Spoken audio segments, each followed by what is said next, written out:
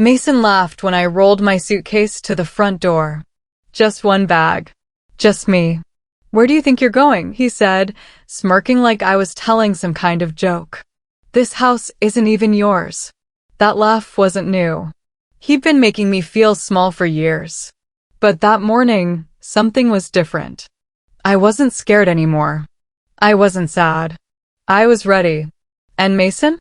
He had no idea what was about to hit him. The knock on the door came exactly 3 minutes later. His face changed so fast. The smirk disappeared. And for the first time in 6 years, I saw fear in his eyes. 6 years before that morning, I was just a 24-year-old woman in love. I worked in finance at a small construction company. Nothing fancy, but I was good at my job. Mason was the new sales manager. He was charming, confident, and he made me laugh. We'd grab coffee before meetings. He'd walk me to my car. Within 3 months, we were dating. Within a year, he proposed. Everyone said we were perfect together. My parents loved him. His friends loved me. I thought I'd found my person. I thought I was building a life with someone who saw me. I was so wrong. The comments started small. So small I didn't even notice at first. Why are you always so tired? Your job isn't that hard. Or, you should wear your hair down more. The women at my office always look put together. I laughed them off. I thought he was just teasing. But then he started saying things in front of other people. At dinner with friends, he'd joke, she's great with numbers, but terrible with directions. Everyone laughed. I smiled. But inside, something cracked. It wasn't funny. It was mean. And he knew it. He just didn't care. I got promoted 2 years into our marriage. New office. Bigger paycheck. More responsibility. I was so excited to tell him. I rushed home, practically bouncing. But when I shared the news, Mason just stared at me. No smile. No congratulations. He shrugged and said, "Must be nice sitting behind a desk all day." Then he turned on the TV. I stood there in the kitchen, holding my work bag, feeling like I'd done something wrong. That night, I cried in the shower. I didn't understand why my success made him angry. But deep down, I think I knew. He didn't want me to shine. He wanted me to stay small. Mason wasn't the kind of man people warned you about. He didn't yell. He didn't throw things. He never hit me. But he made sure I felt worthless in 1,000 quiet ways. A sigh when I talked about work. A cold shoulder when I got excited. Silence when I needed support. It was like living with a ghost who only appeared to remind me I wasn't enough. I started doubting myself. Was I too sensitive? Too dramatic? Was I making it all up? But no. I wasn't crazy. I was just finally starting to see the truth. And once I saw it, I couldn't unsee it. The worst night was at a dinner party with his coworkers. We were at some fancy restaurant downtown. Everyone was dressed up, laughing, drinking wine. Mason was in his element. Then someone asked me about my job. Before I could answer, Mason jumped in. "She works in finance," he said, grinning. "But don't ask her to split the check. She'll pull out a calculator." The whole table laughed. I smiled. I pretended it was fine. But when I excused myself to the restroom, I locked the door and cried. My hands shook. My chest felt tight. That's when I knew. I couldn't keep living like this. I had to protect myself. I scheduled a meeting with a lawyer during my lunch break. Her office was quiet, lined with books and files. She had kind eyes. I told her everything. The comments. The coldness. The way Mason made me feel invisible. She listened without interrupting. When I finished, she leaned forward and said, "You're not crazy. You're just finally getting smart." Those words broke something open inside me. I wasn't overreacting. I wasn't weak. I was surviving. And now I was going to do more than that. I was going to win. We started drafting a plan that day. And I walked out of that office feeling lighter than I had in years. When Mason and I got married, he insisted on a prenup. He said it was just smart business. His lawyer drew it up. I signed it without asking questions. I trusted him. I thought we were building a life together. But now, sitting in my lawyer's office, I learned the truth. That prenup? It protected me more than it protected him. Most of our assets were in my name. The house, the car, even the savings account we'd opened together. Mason's name was on some documents, sure. But legally, almost everything was mine. He never read the fine print. And now, that mistake was going to cost him everything. I started building my exit in secret. I opened a new bank account. Quiet. Private. I rerouted part of my paycheck there. Not enough for him to notice. Just enough to build a safety net. I kept cooking dinner. I kept smiling. I kept playing the role of the good wife. But inside, I was counting down. Every deposit was a step closer to freedom. Every day was one day closer to the door. Mason had no idea. He thought I was too weak to leave. He thought I needed him. But I didn't. I never did. I just needed to believe in myself again. One Thursday afternoon, my old boss called. She'd moved to a bigger firm across the state. We're expanding, she said. I need someone I trust to lead the new finance team. Are you interested? My heart raced. It was everything I'd ever wanted. More responsibility. Equity in the company. A fresh start. I said yes immediately. Then I hung up and stared at my phone. This was it. This was my way out. I didn't tell Mason. Not that night. Not that week. Not ever. I just started planning. The job started in 6 weeks. That gave me exactly enough time to disappear. I stopped trying to impress Mason.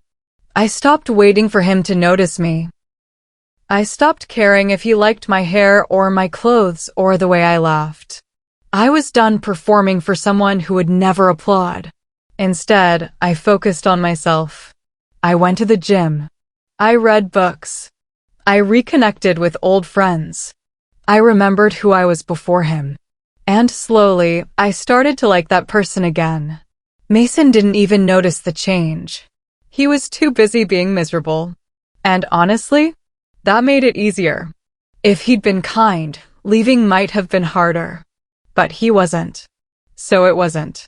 He forgot my birthday. I woke up that morning hoping, just once, he'd remember. But he didn't say a word. That evening, I bought myself a grocery store cake. I sat at the kitchen table alone and cut myself a slice. Mason walked in, saw the cake, and said, "Oh, was that today?" I nodded. He shrugged. "You never make a big deal out of it anyway." I didn't respond. I just ate my cake in silence. Then I went upstairs, opened my laptop, and emailed my lawyer the final documents. It was time. I was done waiting. I was done hoping. I was leaving. Mason's career started falling apart around the same time mine took off. He lost a major client. Then another. He'd come home angry, blaming his boss, his coworkers, the economy. Everyone but himself. One night, he snapped at me. "Maybe I should be the one staying home while you work." He said it like it was an insult. Like my success was the problem. I didn't argue. I just smiled. Because I had options now. I had a plan. And he? He had nothing but his pride. And that was crumbling fast. Watching him fall apart should have made me sad. But it didn't. It just made me more sure. The relocation offer came through officially 2 weeks before I planned to leave. New city. New title. Salary almost double what I was making. My lawyer reviewed the contract. Everything was perfect. All I had to do was sign. And leave Mason behind. I signed the papers on a Wednesday afternoon. Then I went home and made spaghetti for dinner. Mason didn't ask about my day. He never did. We ate in silence. I washed the dishes. He scrolled through his phone. And the whole time, I thought about my new apartment, my new life, my new beginning. He had no idea, and that felt like power. My lawyer walked me through the financial split one last time. The house was in my name. The car too. Our shared savings? Legally mine because I'd been the primary account holder from the start. Mason had contributed, sure, but the prenup he'd insisted on protected my assets, not his. He's going to be furious, my lawyer said. I nodded. Good. She smiled. You're going to be just fine. And for the first time in years, I believed it. I wasn't running away. I wasn't giving up. I was choosing myself. And that choice felt like the bravest thing I'd ever done. I was ready. Finally, completely ready. I packed one bag the night before I left. Just clothes, some books, my laptop. I didn't take much. I didn't need much. Everything that mattered was already waiting for me in my new city. That night, I made dinner like always. Kissed Mason on the cheek like always. Went to bed like always. But I barely slept. My alarm went off at 5 in the morning. I got dressed quietly, grabbed my bag, and walked downstairs. Mason was still asleep. I stood at the door for a moment, looking back at the house. Then I opened it. And I didn't look back again. Freedom smelled like morning air. Mason came downstairs around 7. I was standing by the door with my suitcase. He stopped on the stairs and stared at me. Then he laughed. Actually laughed. What is this? He said. Where do you think you're going? I didn't answer. He walked closer, still smirking. You can't just leave. This house isn't even yours. That's when the doorbell rang. His face changed. Confusion. Then something like fear. I opened the door. My lawyer stood there, holding a folder. She smiled at me, then looked at Mason. Mason Carter, she said. He nodded slowly. She handed him the papers. You've been served. His hands shook as he opened the folder. I walked out. Mason called my phone 17 times that first day. I didn't answer. He texted. He emailed. Come home. Let's talk. I didn't mean it. This is insane. I blocked his number. Then I kept driving. 6 hours to my new city. 6 hours of music, coffee, and silence. When I finally pulled into the parking lot of my new apartment, I sat in the car and cried. Not because I was sad. Because I was free. I carried my bag upstairs. Unlocked the door. The apartment was empty, but it was mine. All mine. And that was enough. More than enough. It was everything. I started my new job on a Monday. The office was bright, modern, full of people who smiled at me like I mattered. My boss introduced me to the team. This is our new finance director, she said. She's going to do amazing things here. I believed her. Because I'd already done the hardest thing. I'd left. I'd chosen myself. Everything after that felt possible. That first week, I worked late every night. Not because I had to. Because I wanted to. I was building something again. But this time, I was building it for me. And no one could take that away. No one. 2 months later, a coworker forwarded me an article. Thought you'd want to see this, she said. The headline read, Local Sales Manager Fired After Fraud Investigation.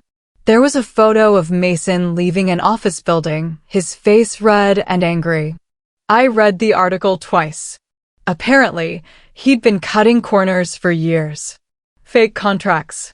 Inflated numbers. It all caught up to him.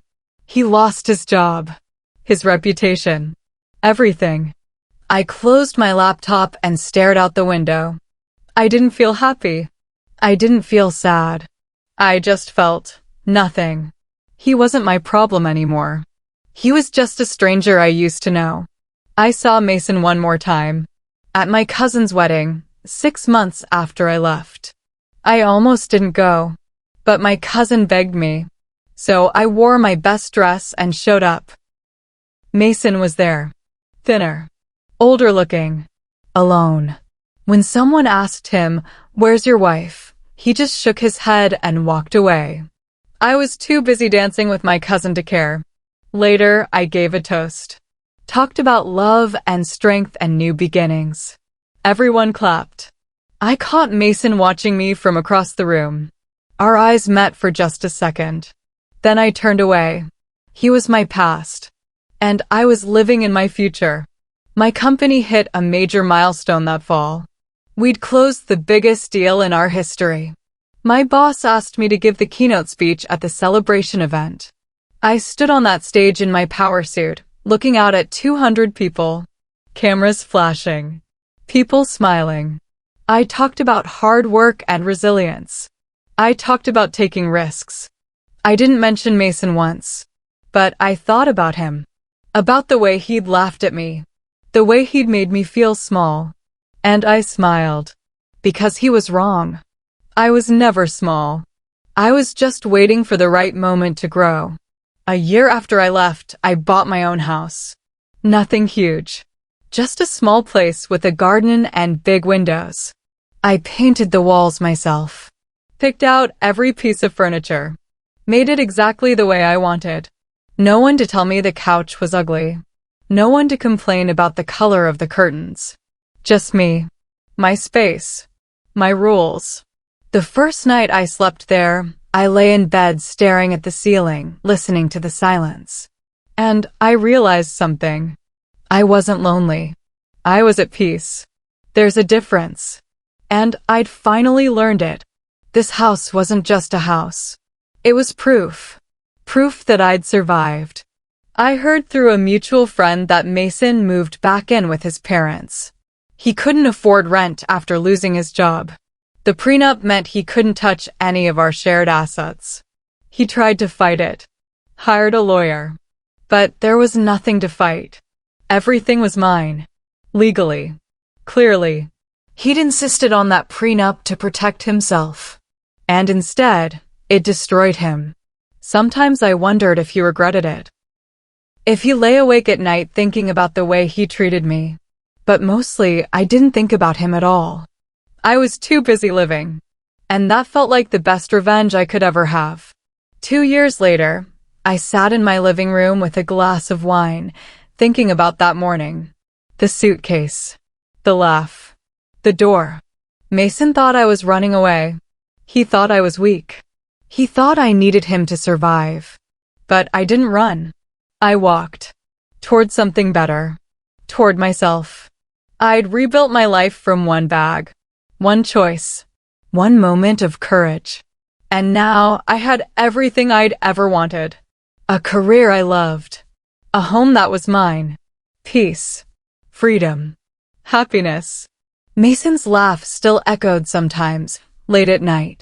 But it didn't hurt anymore. It just reminded me how far I'd come. And how strong I'd always been. So I'll ask you, what's the one thing you can put in your suitcase this week? What is the first, quiet step toward the life you know you deserve? Tell me in the comments. What is one thing you are choosing to do for your future self this week? Your courage might be the very thing someone else needs to see to start packing their own.